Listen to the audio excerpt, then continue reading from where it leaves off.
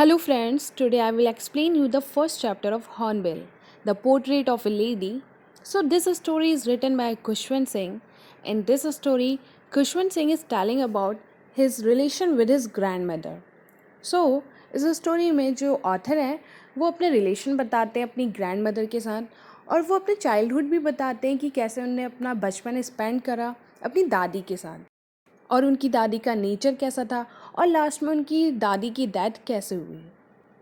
So let's begin the story. Author is saying मेरी दादी हर किसी की दादी की तरह एक ओल्ड वीमेन थी। 20 साल से जब से मैं उन्हें जानता था she had been old and wrinkled. Wrinkled means झुर्रियाँ। नाउ ऑथर इज सेइंग लोग बोला करते हैं कि एक टाइम था जब उनकी दादी बहुत स्मार्ट और यंग दिखती थी और उनके एक हस्बैंड भी थे, बट इस बात पे बिलीव करना थोड़ा मुश्किल था। And why author is saying all this because 20 साल से जब से वो अपनी दादी के साथ रहता था तो उसने अपनी दादी को बहुत बुढ़ी और उनके फेस पे रिंकल देखे हुए थे, तो उसको बिलीव नहीं हो रहा था कि उसकी दादी एक टाइम पे बहुत प्रीटी थी, स्मार्ट थी, सुंदर थी। Then author is telling about his grandfather portrait which is hung above the mantelpiece in the drawing room. Mantelpiece means a fireplace. एक स्ट्रक्चर होता है वुड, मार्बल और स्टोन का which is above and around the fire place. Seeing his grandfather photo he is telling that उनके दादाजी ने एक बड़ी पगड़ी और ढीले कपड़े पहन रखे थे। उनकी लंबी सफ़ेद दाढ़ी ने उनकी चेस्ट का half of the part cover करा था और वो कम से कम 100 साल के दिखते थे। और ऑथर ये भी बोल रहा है कि उनके दादाजी का पोर्ट्रेट देख के ऐसे लगता था कि उनके बहुत से ग्रैंड चिल्ड्रन होंगे। अब ऑथर ये बोलता है कि जो ये थॉट है कि जो लोग बोलते हैं कि वो बहुत यंग दिखती थी, उनकी दादी बहुत प्रिटी थी, सुंदर थी, ये जो थॉट है ये ऑलमोस्ट रिवोल्टिंग है। Revolting means hard to believe, जिस पे बिलीव नहीं हो रहा है उसे। तो वो ये बोलता है कि मुझे इन सब बातों पे बिलीव नहीं हो रहा है कि उनकी दादी बहुत स्मार्ट थी, प्रिटी थी उनको देख के। ऑथर की दादी ऑथर को बहुत सी अपने बचपन की स्टोरी सुनाया करती थी, बट जिस पे ऑथर को ट्रस्ट नहीं होता था। उनको वो सब बातें बहुत इलॉजिकल, बहुत अनडिग्निफाइड लगती थी और फेबल्स लगती थी। मतलब फेबल्स मीन्स फिक्टिशियस स्टोरीज होती हैं which at the end teachers moral and ethics. मतलब फिक्टिशियस स्टोरीज़ वो होती हैं जो हमें कुछ मॉरल देती हैं और कुछ स्टोरीज़ देती हैं। तो ऐसी जो ऑथर थे उनको ऐसा लगता था कि उनकी दादी कोई संत महात्मा की स्टोरी सुना रही है जिससे हमें कोई मॉरल मिल रहा है और कोई एथिक मिल रहा है, और वो उनकी बातों पे कोई ट्रस्ट नहीं करते थे। यहाँ पे ऑथर अपनी ग्रैंड मदर का एक छोटा सा डिस्क्रिप्शन देते हैं कि उनकी ग्रैंड मदर दिखने में कैसी थी और कैसा उनका नेचर था। तो उनकी ग्रैंड मदर दिखने में छोटी थी, मोटी थी और कुछ झुकी हुई सी थी, मतलब स्लाइटली बैंड थी।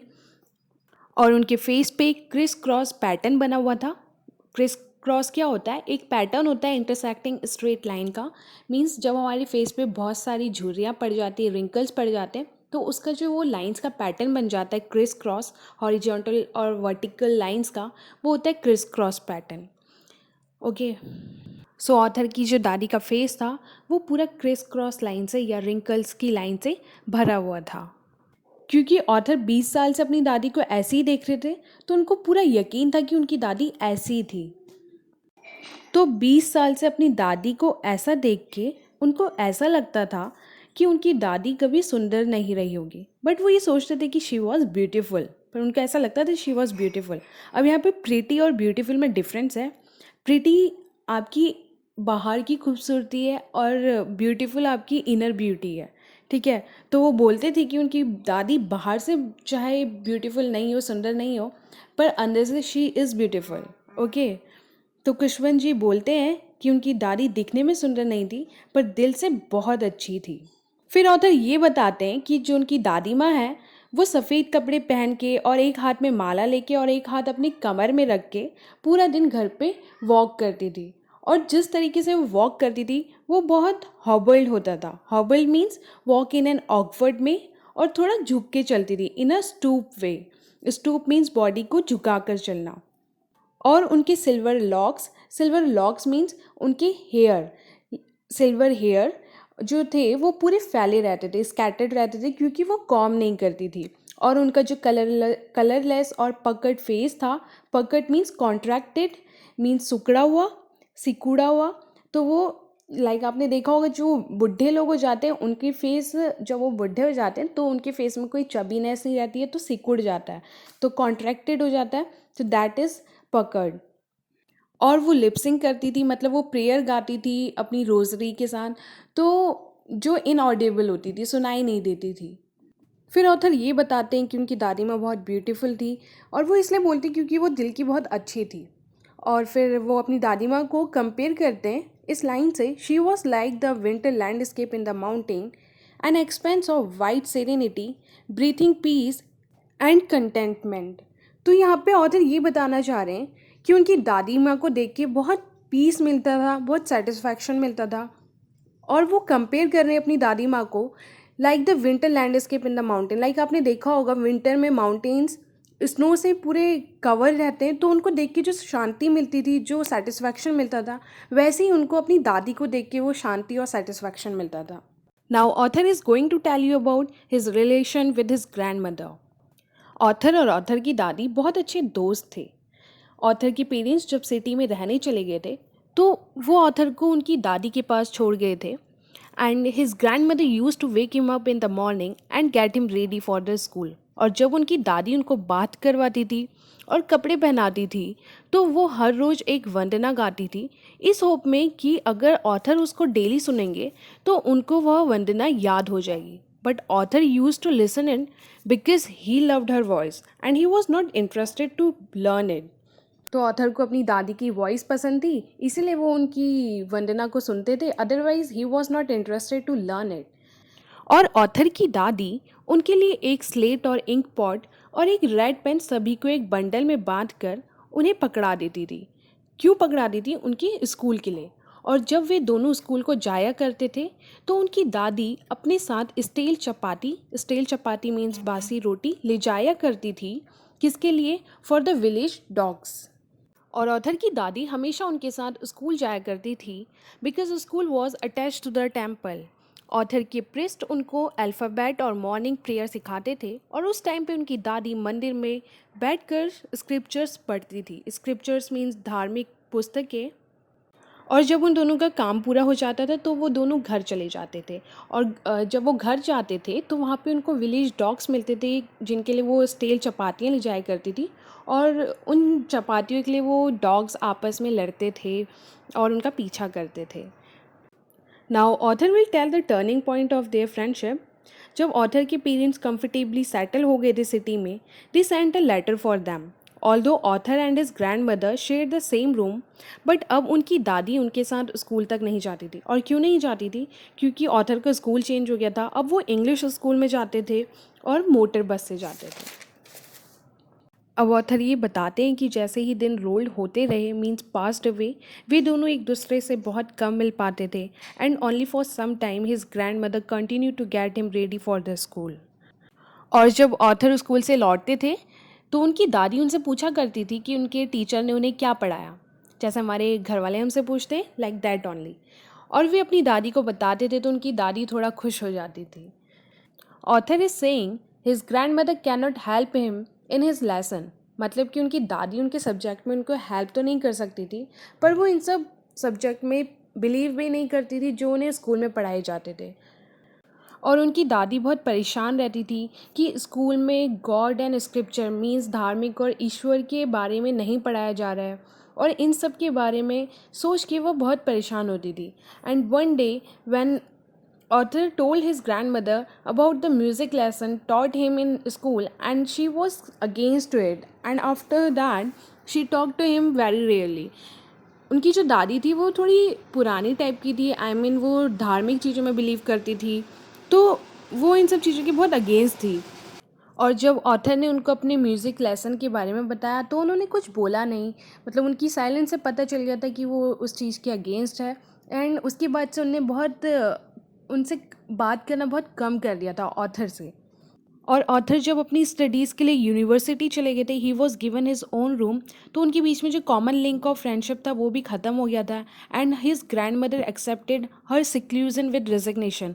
मीन्स उनकी ग्रैंड मदर ने ये एक्सेप्ट कर लिया था कि उनको अकेले रहना है और अकेलापन ही झेलना है।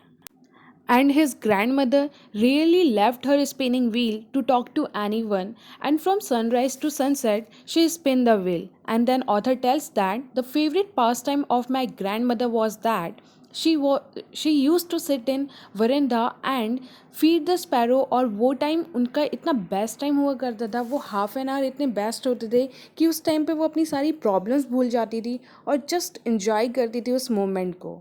और इसी तरह से ऑथर जब थोड़े बड़े हो गए थे, so he decided to go abroad for studies. So author जब 5 साल के लिए बाहर जा रहे थे अपनी स्टडी के लिए, तो उनकी दादी बहुत सैड हो गई थी क्योंकि वो अपने ग्रैंडसन से बहुत अफेक्शनेट थी, बहुत अटैच थी और उनके साथ उन्होंने इतना सारा टाइम स्पेंड करा था, तो उन्हें बहुत बुरा लग रहा था। But she didn't show any emotion to him, और वे उनके साथ रेलवे स्टेशन तक उनको छोड़ने गई। वहाँ पे उन्होंने ऑथर को अपना प्यार दिया, and that was the last sign of physical contract between them which author cherished. Now author is telling after 5 years when he returned back, his grandmother was still same. उनके पास अभी भी कुछ कहने के लिए टाइम नहीं था। And when she hugged me, I can listen her reciting prayer. और ऑथर ये भी बता रहे हैं, even of the first day of my arrival her happy moments were with her sparrows only home she fed with frivolous rebukes. Means उनको डांट के जब वो खाना खिलाया करती थी, फीडिंग करती थी, अभी भी उसके हैप्पी मोमेंट्स वही हैं। Then author is telling one change come on my grandmother was that now in the evening she did not do pray. She collect the lady of her neighborhood and do singing with them. And that was the first time when author saw his grandmother not doing prayer. Then author tell how his grandmother got ill. तो next morning उनकी दादी बीमार हो गई थी. She was suffering from fever. And doctor told them that it would go. But his grandmother say that her end is near. सो उनकी दादी को रियलाइज़ हो गया था कि वो मरने वाली है, और जाते जाते भी उनकी एक लास्ट विश थी अपनी प्रेयर करना। वो उस टाइम पे भी किसी से बात नहीं करना चाहती थी, और जब ऑथर ने उनको प्रेयर करने से रोका तो वो नहीं मानी। एंड शी ले in the bed peacefully and started praying. Author say that even before they could suspect her lips stopped moving and the rosary fail and they knew that she was that. तो author ये बोल रहे हैं कि जब उनकी दादी ने लिपसिंग करना बंद कर दिया था और उनके हाथ से माला गिर गई थी, तो हमें समझ आ गया था कि वो मर चुकी है। Now author tell about his grand mother funeral. So author यहाँ पे ये बताते हैं कि सारे रिचुअल्स के साथ वो उनकी दादी को बेड से उतारते हैं उनकी फैमिली वाले, और उनको ज़मीन पे लिटा देते हैं और उनकी बॉडी को कवर कर देते हैं एक लाल कपड़े से। और कुछ समय बाद वो उनको छोड़ के चले जाते हैं कहाँ पे फ्यूनरल की अरेंजमेंट करने। कौन छोड़ के चले जाते हैं? उनकी फैमिली वाले, ऑथर की फैमिली वाले फ्यूनरल की अरेंजमेंट करने चले जाते हैं। सो ऑथर जब वहाँ से वापस लौटते हैं और अपनी दादी की डेड बॉडी को स्ट्रेचर पे रखते हैं, तो उस टाइम पे वो एक चीज़ नोटिस करते हैं कि the sun was setting and had lit her room and verandah with the blaze of golden light. So आपको ऑथर ये बताना चाह रहे हैं कि जब सन सेट हो रहा था तो उनकी रूम में और विरंडा में और उनकी बॉडी तक उनकी सन की जो रेस थी वो उनकी बॉडी तक जा रही थी, और पूरे घर पे मतलब उनकी रूम में और विरंडा में रोशनी करी हुई थी। और सेकंड बात जो ऑथर नोटिस करते हैं वो ये है कि जब उनकी दादी की डेथ हो गई थी तो उस टाइम पे हज़ारों चिड़ियाएँ, स्पैरो, जिनको उनकी दादी फीड करा करती थी, वो सब उनकी बॉडी से लेके पूरे छत तक बैठी हुई थी और कोई चचहाट नहीं थी। Means there was no chirping. फिर ऑथर ये बोलते हैं कि we felt sorry for the birds, और फिर ऑथर की मदर उन बर्ड्स के लिए ब्रेड लेके आती है और उनको वैसे ही देती है जैसे उनकी दादी दिया करती थी। बट जो बर्ड्स हैं वो नोटिस नहीं करती हैं, और फिर जब ऑथर अपनी दादी के डेड बॉडी को ले जाते हैं तो उस टाइम पे वो बर्ड्स फ्लू हो जाती हैं, मतलब उड़ जाती हैं। So here is the end of the story. Hope so आपको मेरी वीडियो पसंद आई हो। अगर आपको पसंद आई है so please like, share and subscribe it.